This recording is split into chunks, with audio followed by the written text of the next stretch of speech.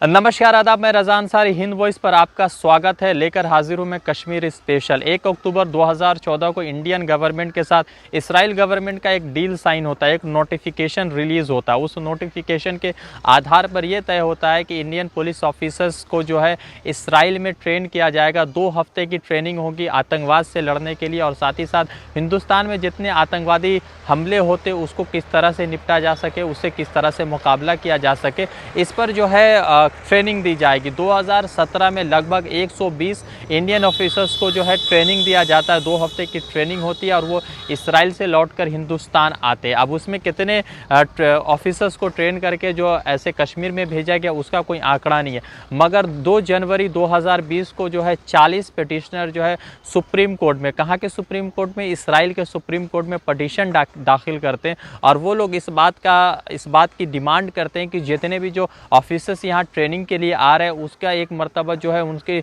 Screening कराई जानी चाहिए, और साथ ही साथ ये पता करना चाहिए कि ये लोग जो कश्मीर में अब्यूज़ के लिए जो है या ह्यूमन राइट्स वायलेशन में शामिल थे, या ये लोग किसी तरह का ह्यूमन राइट्स वायलेट करके यहाँ तो नहीं आ रहे। इस पर जो है 40 पिटीशन दाखिल होता है सुप्रीम कोर्ट में।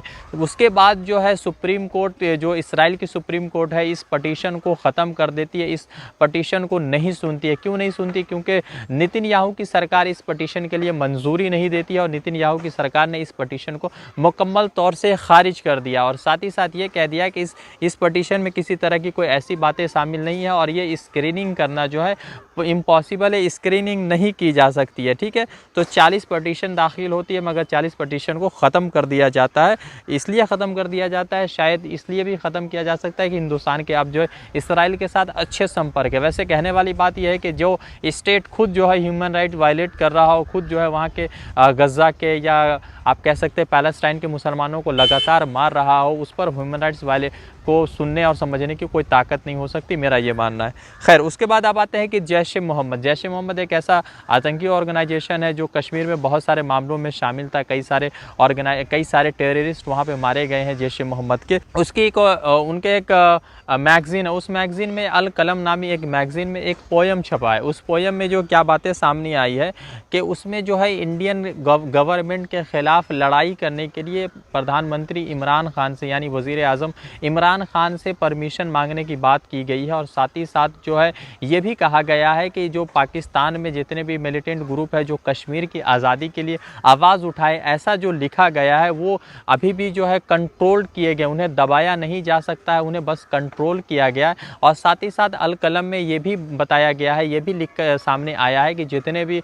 ग्रुप्स है, जितने भी जिहादी और मिलिटेंट ग्रुप है जो पाकिस्तान बेस्ड है, सभी के ऊपर जो प्रतिबंध इमरान खान ने लगाया उस प्रतिबंध को हटाया जाए, ताकि वो कश्मीर की आज़ादी के लिए फिर से बात कर सके। ये जो है अल कलम में छपा है। साथ ही साथ वहाँ पे कुछ पोयम भी छपे हैं। इस पोयम के जो बोल है वो कश्मीर की आज़ादी के लिए लगातार बात कर रहे हैं। साथ ही साथ आपको ये भी बता दें कि जिस तरह से लगातार जो है LOC पर, या आप कह सकते हैं कि कश्मीर के अंदर जिस तरह से आतंकवादियों के हमले होते रहे 2017, 2018, 2020 में, कहा तो जा रहा है कि आंकड़े बहुत कम आ रहे हैं। 2020 के आंकड़े अगर 21 तक, मतलब 31 अगस्त तक के आप देखेंगे तो सिर्फ 17 टेररिस्ट मारे गए, यानी कि हमले कम हुए। वो एक अलग बात है कि पुलवामा में जिस तरह का हमला हुआ उसको इंडियन गवर्नमेंट ने किस तरह का इन्वेस्टिगेट किया, किस तरह के इन्वेस्टिगेशन की प्रक्रिया चली, उस पर तो कोई बात नहीं है। उस साथ ही साथ ये जो खबर आई है, ये आयशा सिद्दीका नाम करके एक एक्टिविस्ट है, जो जिहादी एक्टिविस्ट आप कह सकते हैं, कि उसने ये खबर दी है कि पाकिस्तान में जितने भी ग्रुप है या जितने भी जिहादी ग्रुप है उनको जो है रिलीज़ किया जाए, उनके ऊपर जो प्रतिबंध है वो हटाया जाए, ताकि वो कश्मीर की आज़ादी के लिए जो है फिर से बात कर सके। उसके बाद जो है एक और बड़ी खबर ये आई थी, आपको मालूम होगा कि इसी साल जुलाई में शोपियान में 3 लोगों की इनकाउंटर हो जाती है। SIT करती है, यानी स्पेशल इन्वेस्टिगेशन टीम जो है इनकाउंटर करती है। 3 लोगों की मरने की, यानी कि 3 लोगों को इनकाउंटर में मार गिनाने की खबर आती है। रजौरी के ये लोग होते हैं और शोपियान में इनकाउंटर होता है। इन्वेस्टिगेशन चलता है। इन्वेस्टिगेशन में जो है कुछ चीज़ें बहुत सामने आती है। इन्वेस्टिगेशन में चीज़ें ये सामने आती कि ये तीनों लोग लेबर थे, मजदूर थे, और साथ ही साथ मजदूरी करने के लिए रजौरी से जो है शोपियान गए थे। मगर शोपियान में उस वक्त जो है माहौल थोड़ा सा टेंस था, तो SIT की एक टीम ने जो है इन 3 लोगों का इनकाउंटर कर दिया था, इन 3 लोगों को मार दिया था। इस पर जो है सुप्रीम कोर्ट में पटिशन जाता है सुप्रीम कोर्ट में, जो है जम्मू एंड कश्मीर के जो एक्टिविस्ट है, नाम है डॉक्टर संदीप मावा के नाम से पटिशन जाता है। पटिशन जाने के बाद जो है ये पूछा जाता है कि आप जो है 3 लोगों की जो मरने की खबर आई, जो 3 लोगों को मारा गया है, उसके खिलाफ जो है कार्रवाई की जाए, उसके खिलाफ इन्वेस्टिगेशन की जाए।